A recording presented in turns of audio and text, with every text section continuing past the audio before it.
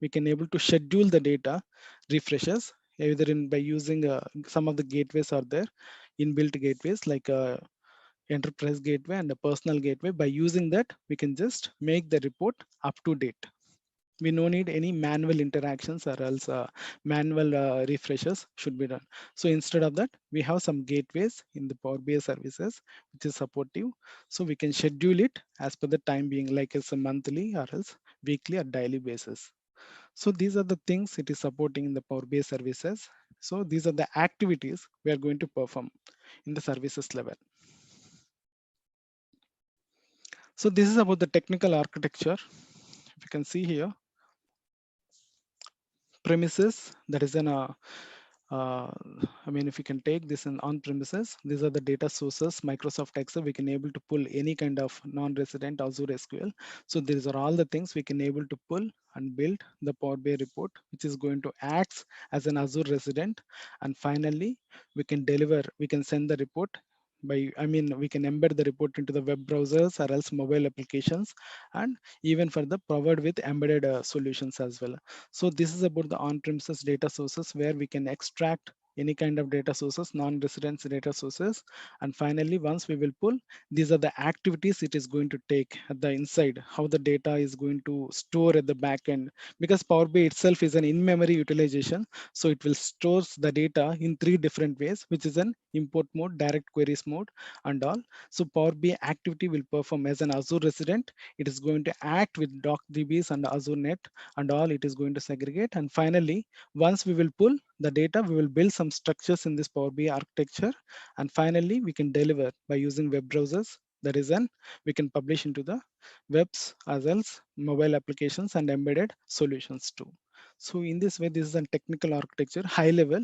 So which is an which we need to perform in the on-premises. Power BI is the desktop level. The operations, I mean backend work, it is going to support like this.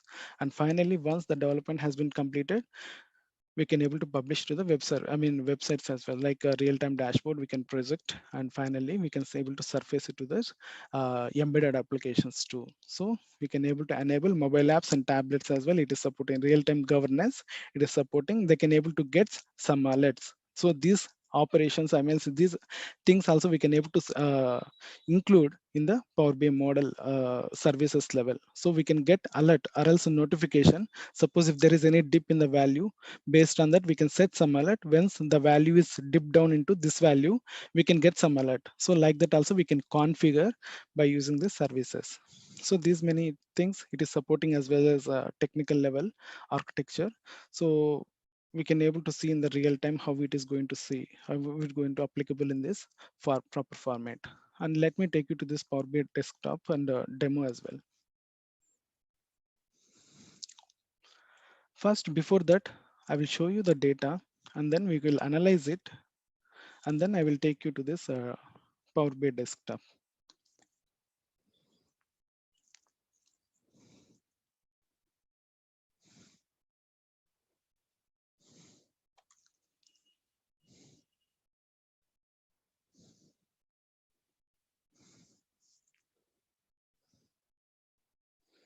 So I have taken one of the data set which is having 10 million records for the prices of the paid UK related data set, which is an UK related data set which is having prices for this. I mean, how many houses they have sold in these kind of rates, and whether it is in detached or else semi-furnished. This kind of data I have taken, which is an USA related data, UK related data. I'm just trying to open it, which is having 10 million records. It's an Excel file.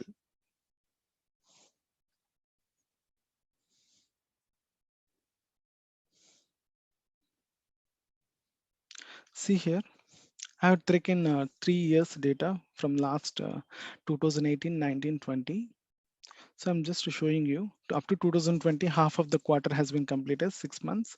So what I am taking in the sense here, I have taken the price field and a date of transfer, the houses transfer, and I have taken the postcode as well. It's like a pin code, and it's a property type.